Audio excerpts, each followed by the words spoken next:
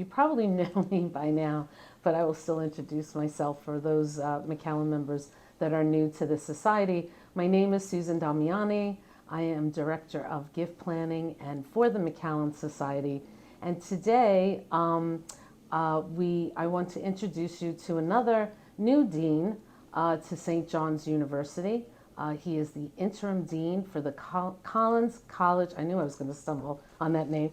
Collins College of Professional Studies, Dean Iandoli. I'm sure I'm not saying it correctly. My graduate assistant, Dylan LaRue, is Italian, and he says it much nicer than I have. I am Italian, and I'm not going to even try to attempt to speak Italian. My Italian's not so good. But it's so nice to have you here. And I was excited for the McCallen Society to meet you. I know Dean Iandoli has been great. He's been coming out to many of the events. So many of you maybe already met him, I hope. But if not, I feel like this is an opportunity where you can get to meet the dean and you can hear all about them and their goals and their vision for their college. So first, I'm going to ask you if you can share with the group, your background and how you came to St. John's University. And thank you this morning, for joining us. Thank you. It's a pleasure, and thanks for having me. So I'm relatively speaking, sort of a new hire, meaning that I've been here only less than 5 years. Oh, okay. Yeah, I've done most of my previous career in other schools, mainly in Italy. University of Naples, Federico II. Oh, very nice. And then I also was a visiting professor at the Stevens Institute of Technology. My background is in engineering. I was in engineering schools in both of these institutions, specifically computer engineering. When I was hired at St. John's, I was hired as an administrator, as an associate dean for global programs and online programs, and then I became associate dean for global programs and research. And since then, I've always been working in the dean's office with previous deans.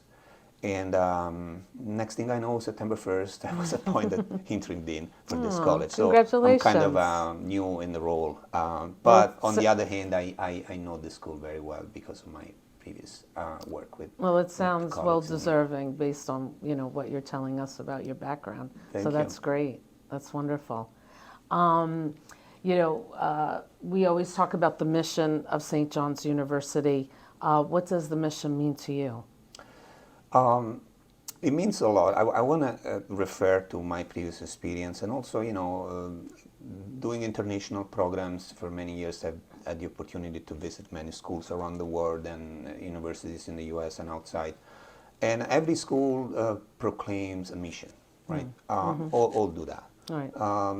But first of all, their mission is not so valuable as ours, I think, because of the emphasis we put in service, in helping people with less means, and providing higher education for all.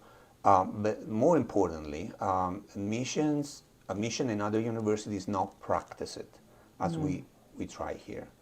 Mission is an integral part of our thinking and our doing as academics at St. John's. We try every day to incorporate those ideas in our academic practices. And the other reason why I think St. John's is different is because these missions, especially for me, I've been working a lot in entrepreneurship innovation, digital innovation.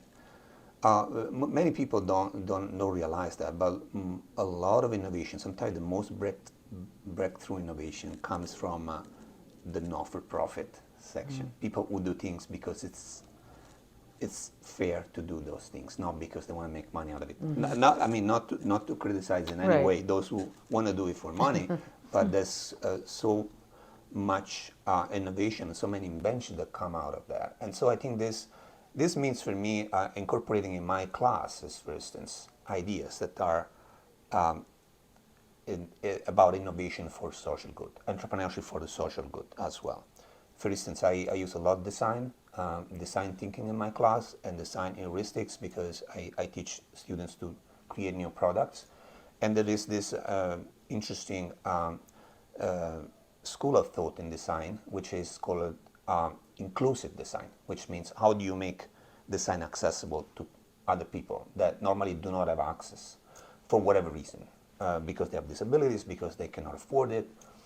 Now, not only this is morally good, but it creates a lot of options for better innovation that in the end serves even more people, even beyond those initial target you were working Right. for. So it's great. And then, That's great. and again, I think as I do this, a lot of other professors here do that. They inject the mission in their classes. They inject the mission in their research. We have a lot of colleagues here that they do great work, research on poverty, and how to address poverty from the point of view of that discipline, maybe healthcare, for Right, instance. right. Dr. Rogers is one of those, for instance. And this is unique for St. John's, I think. Yeah, it I, sounds I very haven't seen this interesting. around. I haven't seen this around. Yeah, I have to say, I mean, I've been here a long time, 18 years, and what you're telling me, I didn't even know, to be honest with you. So it's really interesting to hear, what's going on here at the college. For all of you, just walking in this building and on this floor, I feel like I have to be creative because everything is so visual and creative. So it gives you some energy as soon as you walk into your college, which is nice. So it's nice to hear great things are happening. I was going to ask you about your vision. I know we're halfway through the semester, but I think what I want to ask you, and I did prepare the dean for this question, but I know he can answer it. Just listening, out into the news and what you're talking about, we hear entrepreneurship, innovation. Why is it? I mean, entrepreneurship has always been, here, especially in America, where Absolutely. people come here, to better themselves, and people come here, they start businesses and inventions and so forth.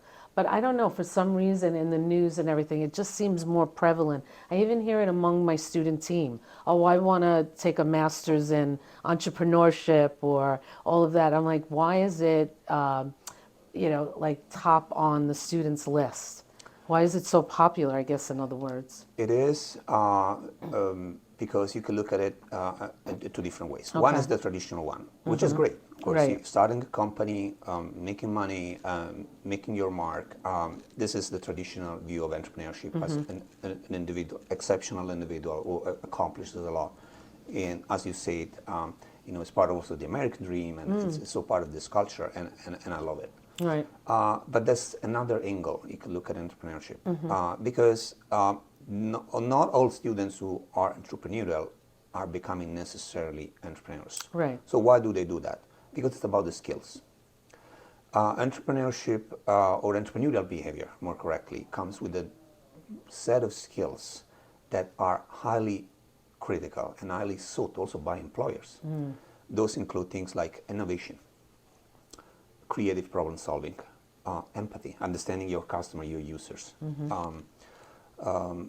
the ability to communicate your idea is a big part of an entrepreneurial effort, because you can have the best product of the world, but if you cannot connect with your investors, you cannot connect with your users and communicate where's the value for them, right, in the proper way so that they understand and they eventually decide to buy your creation. Right.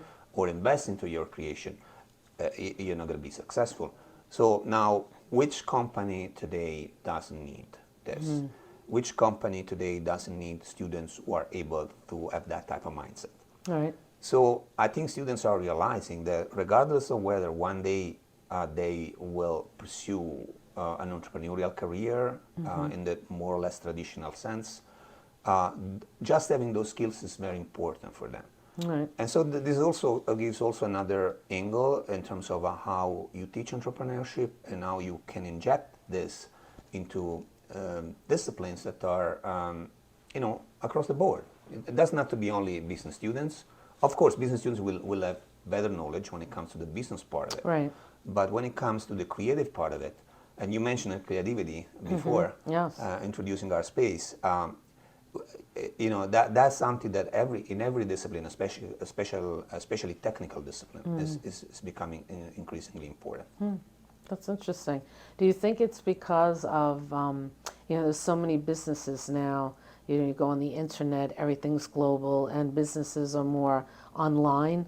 So Absolutely. it's probably even you have to be more creative to reach out to your target audience, your customers, I would think.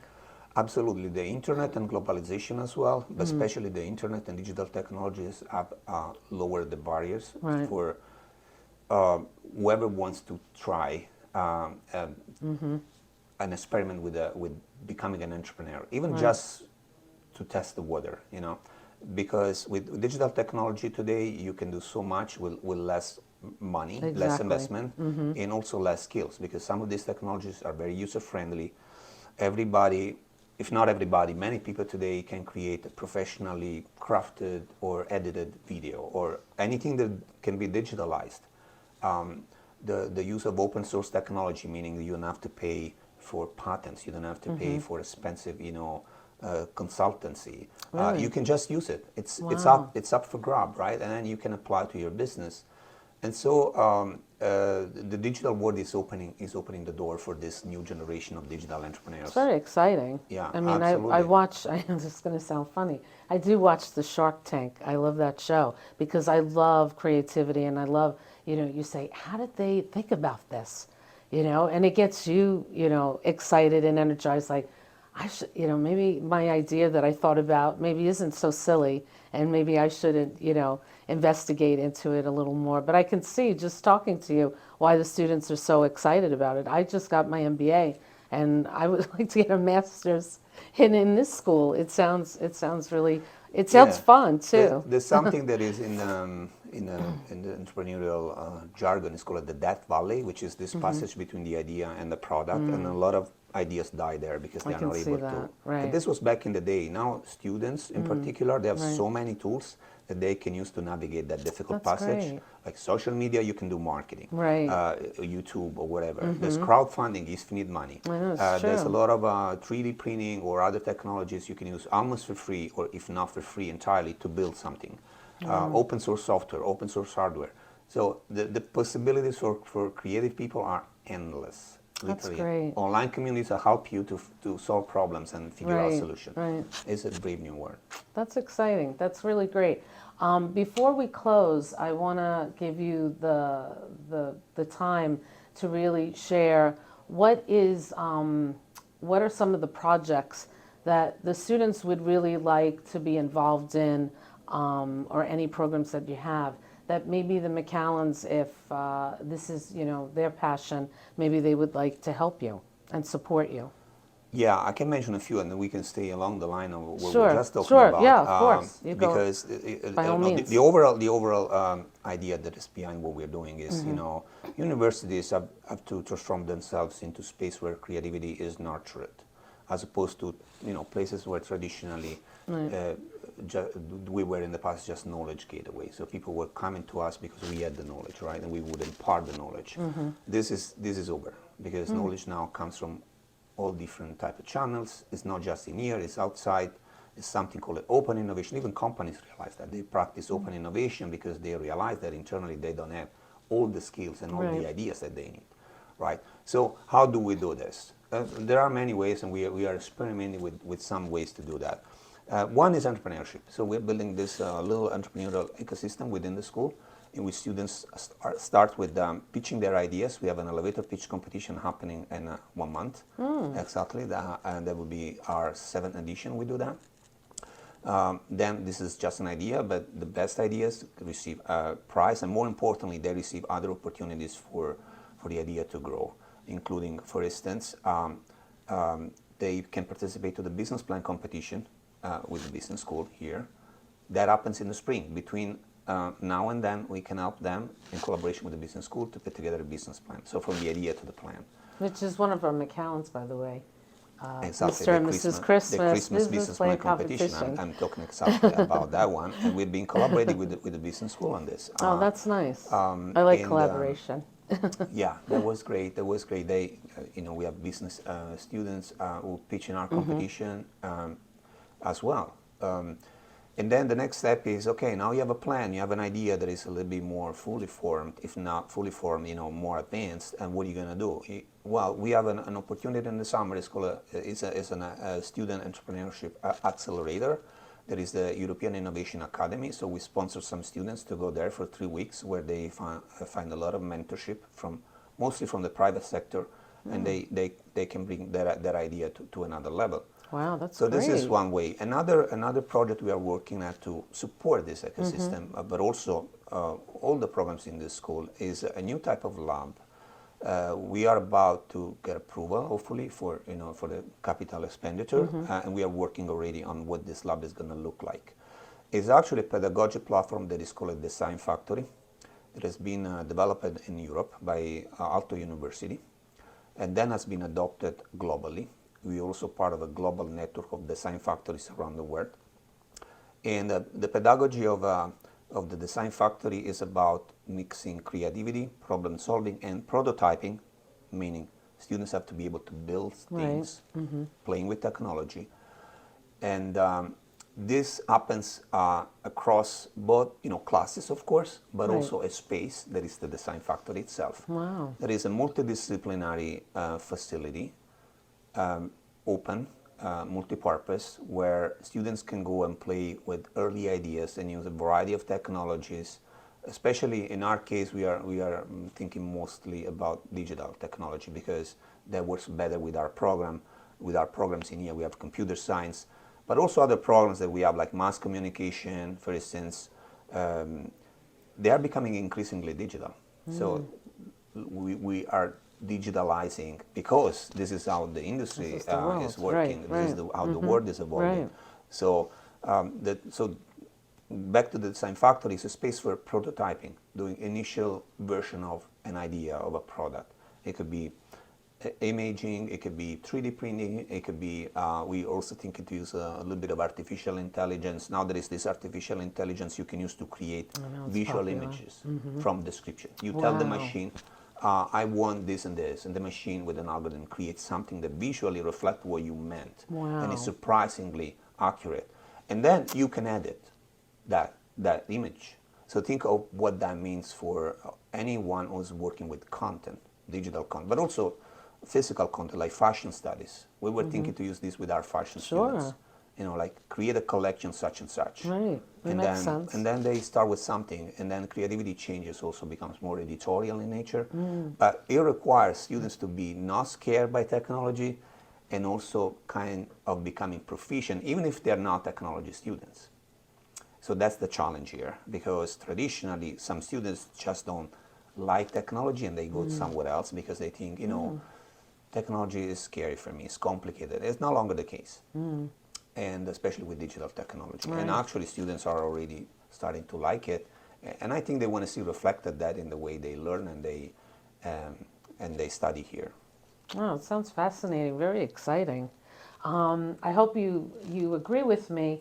I don't know if one day could we bring the McCallen Society one day and everything that you talked about. Absolutely. I would love to see I don't see need it in to talk. action. We just have a tour of our labs and our spaces. Really? And we show them what we are, what we're doing in those spaces, and what we plan to do, and that is going to speak by itself. You should do that. I hope many of you are listening. Maybe you are interested. I know for me, this interests me, and I find it fascinating. And obviously I like to keep myself current, and I think it would be helpful to learn how are we moving forward, what are the new technologies, especially what you described. I've never heard that before. It is very interesting. We'd love to do that. You're mostly welcome to come to visit us anytime. That would be great.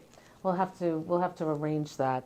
But anyone listening, just send me an email of your feedback, and if you're interested in taking a tour with the dean here at CCPS. I could sit here and talk to you all day. It's so interesting. But thank you for your time. I know you're busy. I know everybody listening is probably busy. Right now, the day we're recording, it's absolutely beautiful on campus with all the fall foliage and the trees and landscape. It's really nice. So come one day for a visit, and we could always arrange this visit with the dean. But thank you again. Thank you, everyone. I hope you have a pleasant day.